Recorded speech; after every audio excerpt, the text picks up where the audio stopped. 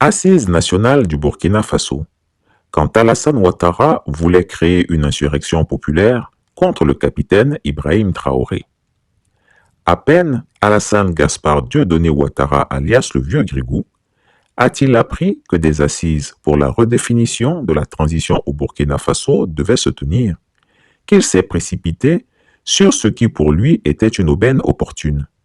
Il fallait profiter de ces assises pour chasser définitivement du pouvoir le bouillant et irréductible capitaine Ibrahim Traoré, qu'il déteste à mort. Qu'ils aillent défendre les droits de l'homme partout dans le monde d'abord avant de venir ici. Parce que ces gens nous voient comme des sous-hommes. Ils nous voient comme des esclaves. C'est comme ça dans leur tête. Ils n'ont jamais changé de logiciel, mais c'est à nous de leur montrer que nous ne sommes pas des esclaves et nous n'allons jamais accepter cet état de fait. Dans l'histoire du monde, il y a eu des guerres. Et pendant la Seconde Guerre mondiale, les peuples se sont organisés pour se défendre. Un peu partout. Mais il y a un pays qui ne pouvait pas se défendre, qui était obligé de venir prendre nos ancêtres pour aller les défendre. Et aujourd'hui, ce même pays veut nous donner des leçons.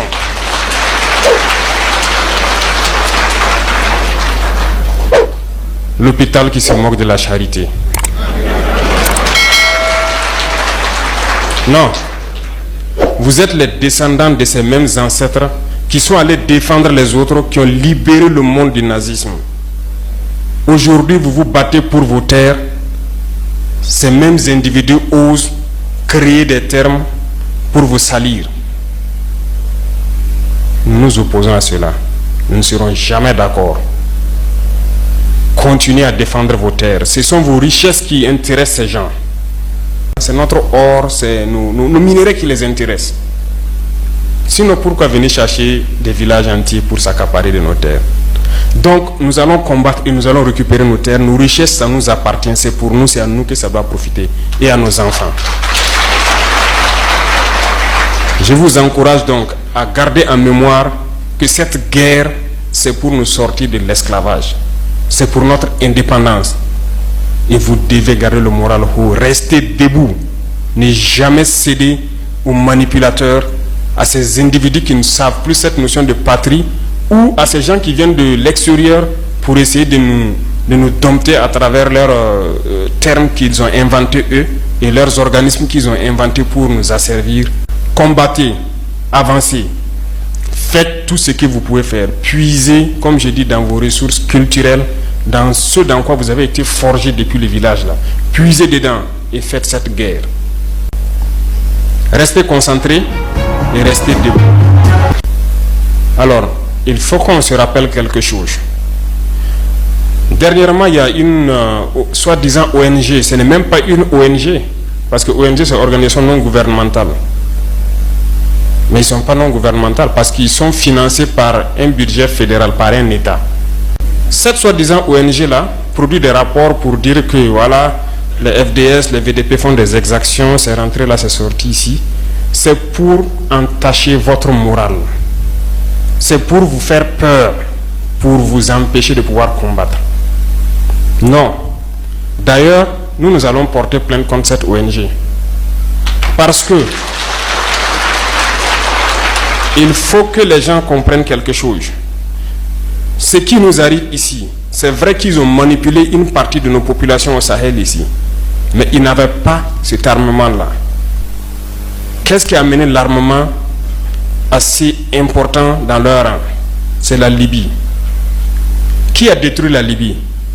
C'est cette ONG, cette même ONG qui a fait ces rapports mensongers et donné à qui veut créer une rébellion pour que les gens interviennent et faire tomber Kadhafi et la poudrière se retrouve déversée au Sahel.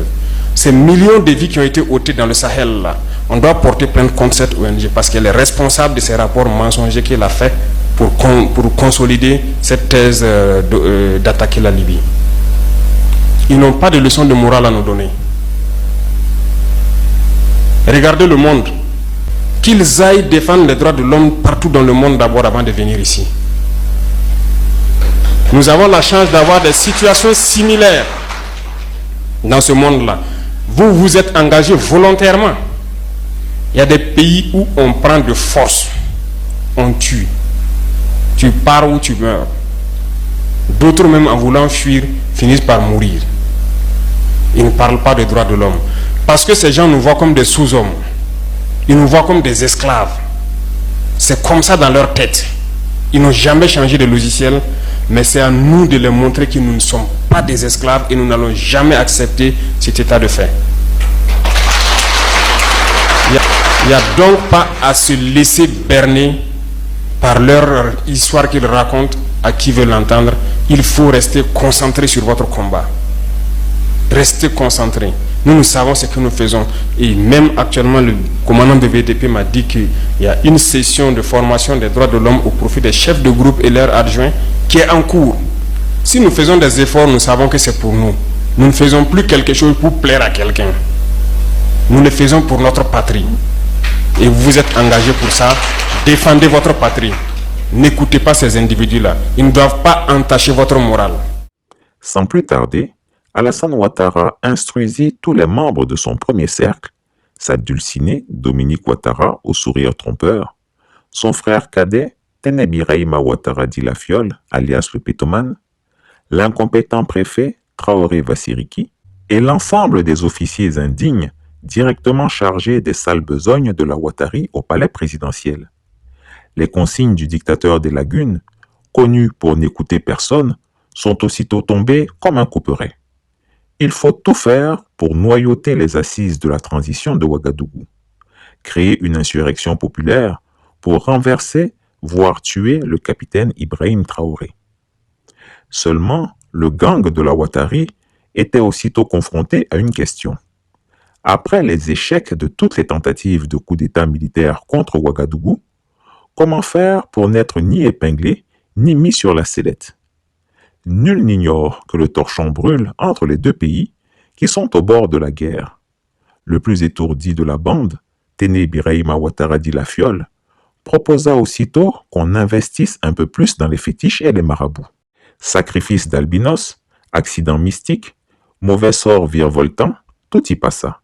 Il se fit aussitôt rabrouer par le vieux Grigou en raison de ses échecs répétés à tuer par la sorcellerie les présidents Laurent Gbagbo et Guillaume Soro. Combien de fois ne lui avait-il pas promis que ces deux mourraient d'une maladie fulgurante? Alassane Ouattara traitait la Fiole et ses marabouts d'incompétents. Après moult discussions, il fut convenu de corrompre une partie de la classe politique burkinabé. L'argent fait des miracles, il peut même retourner de paisibles citoyens contre la mère patrie. Aussitôt dit, aussitôt fait.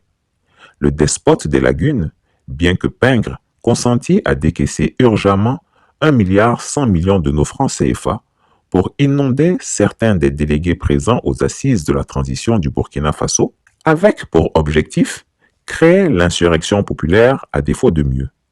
Comme c'est toujours le cas avec les malfrats, une partie de l'argent fut détournée. De maigres pécules furent distribués à quelques délégués et des sommes plus conséquentes à deux autres. Les chefs à la manœuvre de cette opération sont les mêmes. Les journalistes Alpha Bari, Newton Ahmed Bari et le général Djibril Bassolé, les ennemis de la vraie indépendance du Burkina Faso, qui vivent actuellement au crochet de la France-Afrique et du dictateur des lagunes. Chris Yapi met au défi quiconque de nier ces faits. En effet, grâce à des informations anonymes, le commandant Oumarou Yabré a pu mettre la main sur quelques délégués envoyés par le trio de déstabilisateurs.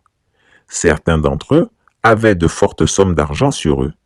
Ils n'ont pu justifier, alors qu'on ne leur connaît aucun boulot, des sommes faramineuses de 150 millions de francs CFA pour l'un et de 200 millions pour l'autre. Questionnés, ils ont tout avoué. Ce que j'écris ne peut être démenti. Vous comprenez maintenant pourquoi le préfet Traoré Vassiriki avait été chargé de liquider par empoisonnement au polonium dilué le commandant Yabré? En tout cas, le vieux Grigou croyait l'affaire pliée après avoir décaissé les sous. La nuit d'Alassane Ouattara, arrosée par son mets favori, les côtelettes de porc arrosées de vin rouge de Bordeaux, fut douce et fructueuse, d'autant plus qu'au milieu de ses ronflements réputés, on l'entendit marmonner des paroles de joie. Dans son rêve fort animé, le despote ivoirien vit le capitaine Ibrahim Traoré pourchassé, frappé et traîné dans la poussière de Ouagadougou par une foule déchaînée. Qu'est-ce qu'il était aux anges, le pauvre despote dormant. Malheureusement pour lui, ce n'était qu'un rêve. Or, les plus doux rêves ont aussi une fin.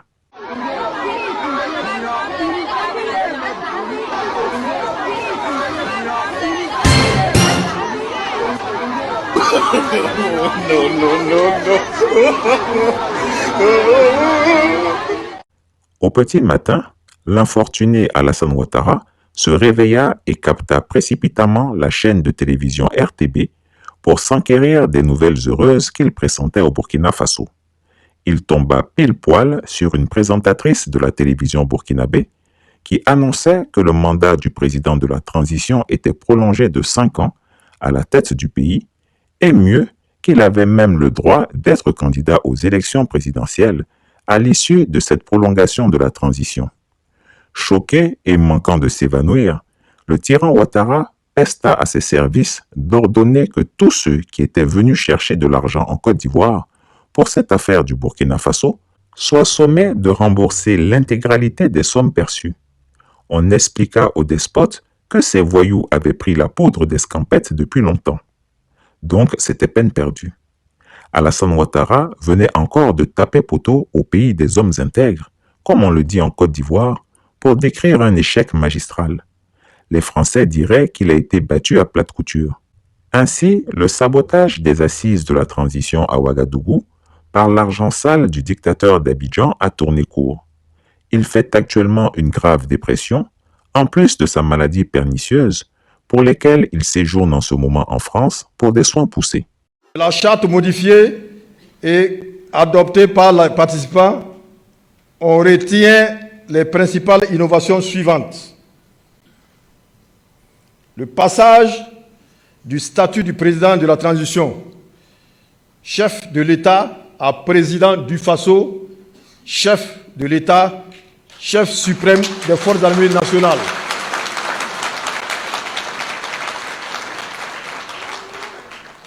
La durée de la transition fixée à 60 mois à compter du 2 juillet 2024.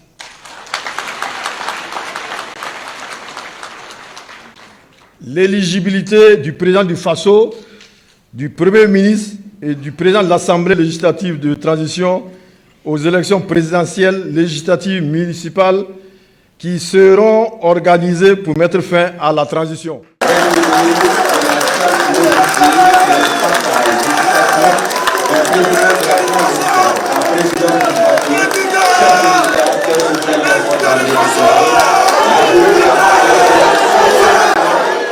Selon moi, en tout cas, on ne change pas une équipe qui gagne. Voilà, donc nous sommes contents avec la prolongation de la transition. En voyant, il y a beaucoup de choses qui sont avancées. Depuis que la transition MPSRD est venue, surtout au niveau de la sécurité, il y a beaucoup de villages qu'on ne pouvait pas passer là-bas. Presque Burkina a été divisé en plusieurs morceaux. Mais on sent maintenant que c'est en train de se souder. 5 ans là, c'est bon. Parce qu'avec une petite temps, il ne peut pas résoudre tous les problèmes. 5 ans là, bon, c'est pas grave. Sinon, c'est 10 ans qu'on voulait. Mais comme ils ont dit que 5 ans, il n'y a pas de problème. Voilà, on souhaite que nous, on soit gagné notre souveraineté totale. Voilà. Je suis très très fier de ça même. Parce que cette transition là même, ça avance beaucoup même. Parce que la façon que le président fait là, ça nous satisfait. Voilà, son travail là c'est propre. Donc, comme ils ont ajouté 5 ans là, nous on voulait plus que ça, mais 5 ans là c'est bon. Donc, bon, on demande à Dieu que les 5 ans là, on fait ça en bonne santé, que le pays revienne en paix. Et puis, c'est qu'on veut, bon, c'est la paix seulement qu'on veut. Si la paix là revient au Burkina Faso, l'élection là, ça sert à rien. C'est dans ça maintenant. Nous pourrons aller là où on veut. Comme il est devenu président du Faso, donc ça peut l'aider à avancer le pays comme lui-même il veut, comme ce que nous aussi on veut. Maintenant on peut dire que ce n'est plus un président de la transition, mais un président du Burkina Faso. Voilà. Donc maintenant, le président du FASO, donc il a toute sa liberté de travailler comme il veut. Cette décision, c'est à saluer parce que c'est une décision qu'on attendait, mais on aurait voulu même que ça dépasse les 5 ans. Bon, mais comme c'est une assise et que toute la nation, c'est-à-dire toutes les couches là doivent se réunir donc, pour choisir donc, la durée donc, de la transition, nous pensons que les 5 ans, c'est au moins c'est raisonnable donc, pour des changements donc, du pays. Sinon, on aurait voulu même que ça dépasse ça. Pour moi, en tout cas, ma propre part de vérité, je trouve que c'est une très bonne chose. On lui souhaite beaucoup de bonnes choses, beaucoup de force aussi afin qu'on puisse vraiment s'en sortir. À en croire les citoyens rencontrés, les conclusions de ces assises sont la résultante du travail acharné que mènent les autorités de la transition depuis l'arrivée au pouvoir du capitaine Ibrahim Traoré. Les acquis, je ne saurais citer, mais on a vu les équipements qui sont mis au profit de nos forces armées parce que de par le passé, nul besoin d'être dans le corps armé pour savoir qu'il y avait un manque de matériel. Voilà, donc c'est qu'on a pu voir. Et c'est pas tout qui nous sont montrés. Hein. Voilà, donc il y a d'autres choses qui sont faites sans qu'on les publie. Mais ce que nous avons déjà vu, on voit que c'est un grand pas. Voilà, donc côté armement seulement. Et les autres choses qu'il a eu à mettre en place, en tout cas, vous voyez que les 2 années passées, il y a eu pas mal de choses qui ont été faites. Nous étions là et il n'y avait pas d'armes. Mais rien que la dernière fois, on a vu encore des armes arriver, des tracteurs et des caterpillars. Vraiment, que Dieu l'accompagne. Nous sommes avec lui. Pour eux, tous ces acquis témoignent de la ferme volonté des autorités de la transition de sortir le Burkina Faso de l'emprise des forces du mal. À cela s'ajoutent les nombreuses actions entreprises pour la relance économique. On sent le combat qu'il mène. Quand quelqu'un est honnête, ça se voit. C'est ça. Et je sais qu'avec cette logique-là, si on le soutient en tout cas, je pense que d'ici là, ça sera bien. Les villageois ne pouvaient même pas traverser, venir chercher les marchandises pour aller revendre. Mais cette personne est venue 2 ans seulement, faire beaucoup de trucs. Beaucoup de nos sociétés même, que nous croyons que c'était au nom du Burkina Faso, toujours pour le Burkina Faso, ce n'était pas ça. Mais cette personne est revenue, ouvert l'œil des Burkinabés, mettre l'accent au niveau de la santé, au niveau des cultivateurs, au niveau des éleveurs, montrer comment vous-même vous allez travailler et puis gagner pour vous-même. Chris Yapi ne ment pas. Retrouvez Chris Yapi sur ses 2 chaînes YouTube, sa chaîne Dailymotion, Instagram et VK.